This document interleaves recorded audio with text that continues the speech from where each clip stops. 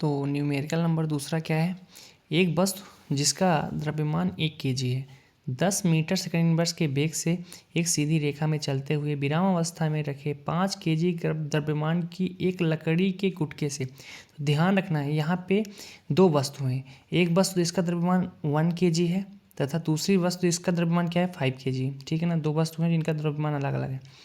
पहली वस्तु का जो वेग है प्रारंभिक वेग 10 मीटर पर सेकंड में है। अब चूंकि दूसरी वस्तु पहले से ही विराम अवस्था में है अतः इसका प्रारंभिक वेग 0 हो जाएगा। तो उस आगे पढ़ते हैं। इसके बाद दोनों एक लकड़ी के टुकड़े से टकराती है। इसके बाद दोनों साथ साथ उसी सीधी रेखा में गति करते हैं। संघट्ट के पहले तथा बाद के कुल संवेगों की गणना करें। आपस में जुड़े हुए संयोजन के वेग की भी गणना की। ठीक है, चलिए तो हम पहले चलते हैं कि सबसे पहले हमारा जो पहली बस उसका द्रव्यमान हम m1 लिखेंगे, शॉर्ट में लिखेंगे सारी चीज़ें। 1 kg था, ठीक है ना। जो दूसरी वस्तु है उसका द्रव्यमान m2 हम मानते हैं और वो कितना था 5 kg था। ओके, इसका जो पहली वस्तु का द्रव्यमान और वेग कितना था प्रारंभिक, u1 को हम मानते हैं 10 मीटर सेकंड इनवर्स और u2 तो पहले से ही विराम अवस्था में थी इसलिए इसको हम 0 मानेंगे। तो टकराने से पहले दोनों का कुल संवेग कितना था, तो हम लिखेंगे टकराने से पहले दोनों का कुल संवेग तो हम बराबर होता है m1 u1 plus m2 u2।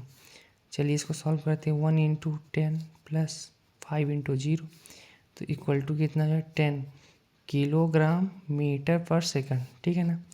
ये टकराने से पहले दोनों का कुल संवेग था। तो संघट्ट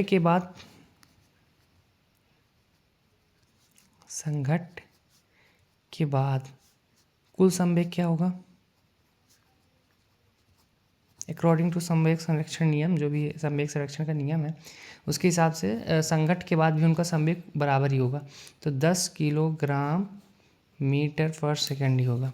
अब जुड़े हुए वस्तुओं का द्रव्यमान, तो जुड़े हुए वस्तुओं का द्रव्यमान क्या हो जाएगा, जुड़े हुए वस्तुओं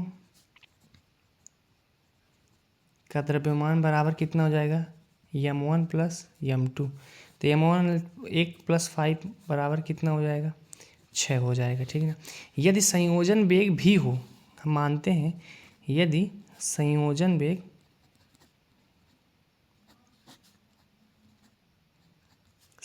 वेग भी हो तो दोनों का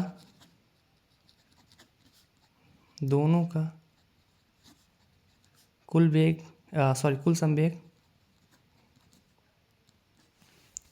संवेग बराबर क्या हो जाएगा m1 प्लस m2 और भी, क्योंकि आपको मैंने बताया कि संघट्ट के बाद भी दोनों का कुल संवेग बराबर ही रहेगा। अतः संवेग इधर रहेगा 10 बराबर 6, क्योंकि m1 और m2 बराबर हमें भी बताएं ऊपर 6 हो गया है। तो हम यहाँ पे 6 भी लिखेंगे।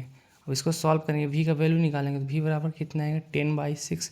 इसको सिंप्लीफाई करेंगे तो ये 5 आएगा, ये कितना आएगा 5 2 जा और 3 2 जा, मतलब कितना है v वैल्यू बराबर कितना 5/3 मीटर पर सेकंड। तो यही हमारा आंसर है।